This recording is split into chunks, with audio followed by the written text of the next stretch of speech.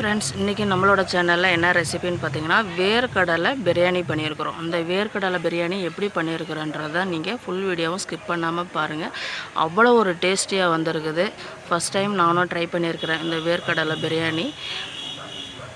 அவ்வளோ ஒரு உதிரி உதிரியாக வந்திருக்குது. வாங்க ஃப்ரெண்ட்ஸ், வீடியோக்குள்ளே போகலாம். ஃப்ரெண்ட்ஸ், வேர்க்கடலை நான் நைட்டே ஊற வச்சுட்டேன். இந்த பாருங்கள், நல்லா ஊறி இருக்குது. இந்த பிரியாணிக்கு வந்து வேர்க்கடலை ஊற வச்சுட்டு செஞ்சோம்னா டேஸ்ட் நல்லாயிருக்கும். அதுக்காக நான் நைட்டே ஊற வச்சுட்டேன். இப்போ எப்படி செய்யலான்றதை பார்க்கலாம் வாங்க. பண்ணிங்கன்னா பாத்திரம் வச்சுட்டேன். தேவையான அளவு எண்ணெய் ஊற்றிக்கலாம். எண்ணெய் காஞ்சிடுச்சிங்க. தேவைங்கிற ஸ்பைசஸ் எல்லாமே போட்டுக்கலாம். நம்ம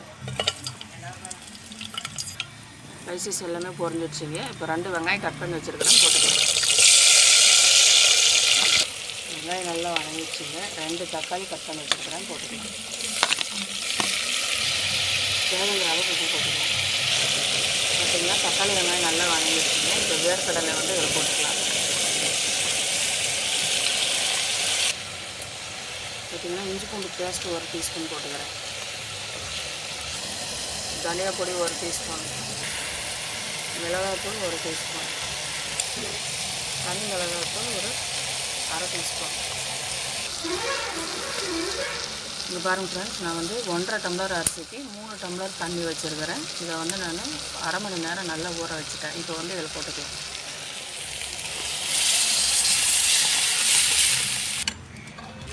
பார்த்திங்கன்னா புதினா மல்லி போட்டுக்கலாம் மேலே.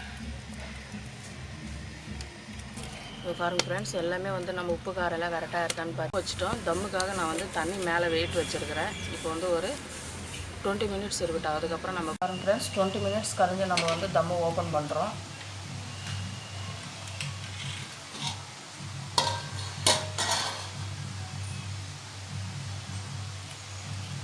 பாருங்கள் ஃப்ரெண்ட்ஸ், நல்லா உதிரி உதிரியாக வந்திருக்குது.